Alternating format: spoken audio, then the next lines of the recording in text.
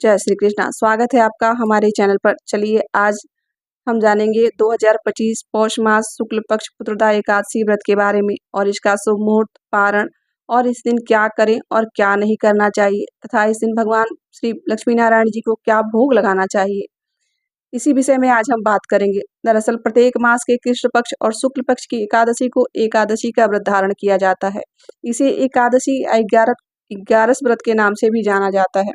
प्रत्येक एकादशी का व्रत का अपना ही विशेष महत्व माना गया है। इसी प्रकार से पौष मास की शुक्ल पक्ष की पुत्रदा एकादशी का अपना विशेष महत्व है। वैसे पुत्रदा एकादशी का व्रत वर्ष में 2 बार पड़ता है, एक तो श्रावण के महीने में और यह एक पौष मास में पड़ने वाला है जो अभी आने वाला है। तो जो भी इस दिन सच्ची श्रद्धा और भक्ति, नियम और निष्ठा के साथ इस व्रत को धारण करता है, भगवान श्री लक्ष्मी नारायण से सभी पापों से मुक्त करके उसमें आत्म शांति प्रदान करते हैं। जो निसंतान है उन्हें संतान की प्राप्ति होती है तथा वह सब पापों से मुक्त होकर अंततः गत्वा मोक्ष को प्राप्त करता है।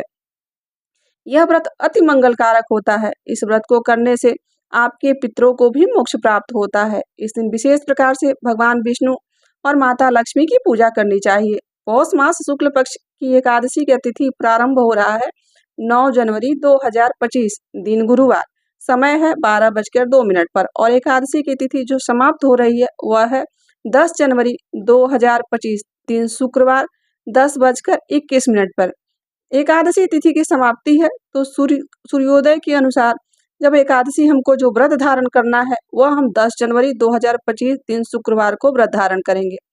जो भी व्रत करने वाले हैं वह व्रत का पारण जान ले। पारण होता है हरिवासर समाप्त होने के बाद किया जाता है और हरिवासर का समय समाप्त हो रहा है द्वादशी तिथि का पहला चौथाई हिस्सा रहता है, उस समय यह समाप्त होता है। तो द्वादशी तिथि जो कि समाप्त हो रही है 11 जनवरी 2025 दिन शनिवार 8:02 पे। तो द्वादशी तिथि के समाप्ति के व्रत का पारण जो करने वाले हैं 11 जनवरी सुबह 7:01 से सुबह 8:02 तक करेंगे। इस समय तक सभी जितने भी व्रत धारण करने वाले हैं सब व्रत का पारण कर चुके होंगे। इसमें कहते हैं कि इस व्रत को पारण करने के लिए गौ का जो गोबर होता है उससे इस व्रत का पारण किया जाता है, परंतु यदि संभव ना हो पाए तो आप जल, फल या तुलसी दल से व्रत पारण कर सकते हैं। 10 जनवरी एकादशी तिथि के दिन ब्रह्म मुहूर्त का समय हो रहा है 5:27 से सुबह 6:02 तक और सूर्योदय का समय हो रहा है सुबह 6:04 पर और सूर्यास्त शाम को होगा 5:27 पर। 10 जनवरी को राहु काल भी लग रहा है। राहु काल का समय सुबह 10:04 से दोपहर 12:05 तक। 11 जनवरी को राहु काल सुबह 9:02 से और सुबह 10:04 तक होगा। कहते हैं राहु काल में कोई भी शुभ कार्य नहीं करना चाहिए। वैसे भी इस समय खरमास चल रहा है तो कोई भी शुभ कार्य कोई जल्दी करता नहीं है।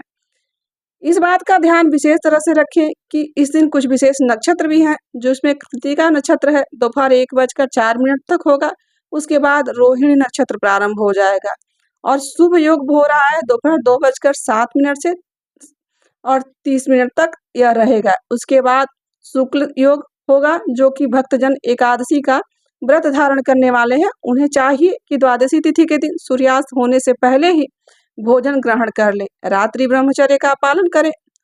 यह व्रत प्रारंभ करने से पहले का नियम हम आपको बता रहे हैं कि आप दशमी तिथि के दिन सूर्यास्त से पहले ही भोजन कर लें और रात्रि में ब्रह्मचर्य का पालन करते हुए भगवान विष्णु के नामों का स्मरण करते हुए फिर आप निद्रा ले सकते हैं। फिर अगले दिन एकादशी के दिन सुबह ब्रह्म मुहूर्त में उठकर और नित्य क्रियाओं से आप निवृत्त होकर गंगा में, नदी में स्नान करें। यदि यह संभव ना हो सके तो आप घर पर ही जो जल है उसमें गंगा जल मिलाकर स्नान करना चाहिए।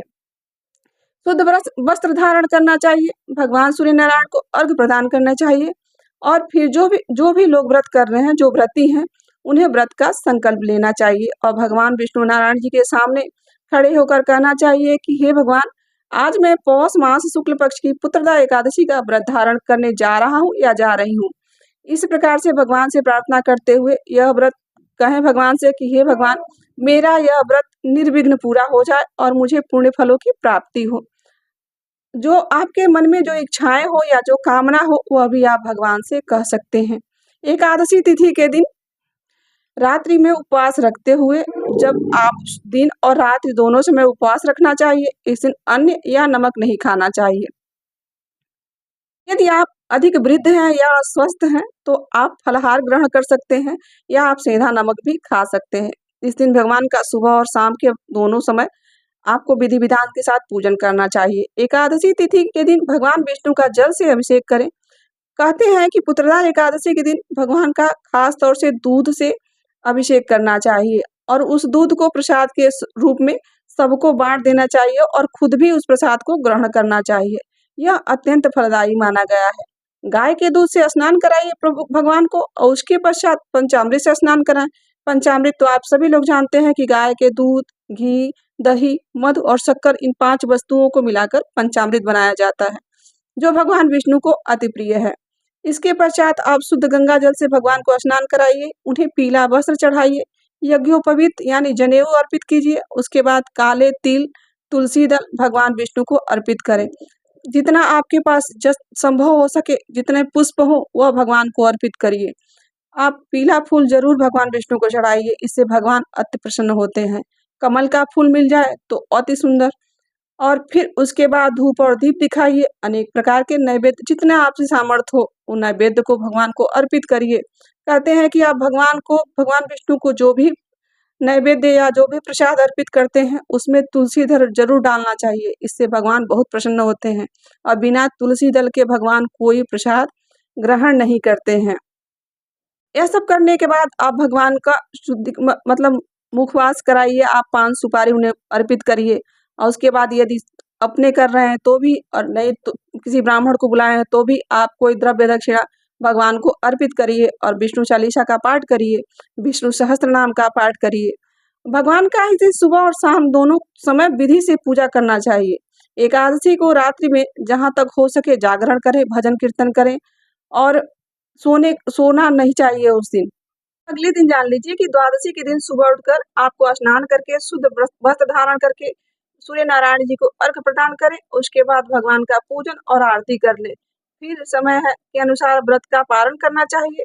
व्रती के दौरान किसी पे क्रोध नहीं करना चाहिए। जिस समय आप व्रत धारण किए हैं उस समय आपके मन में कोई विकार भी नहीं आना चाहिए।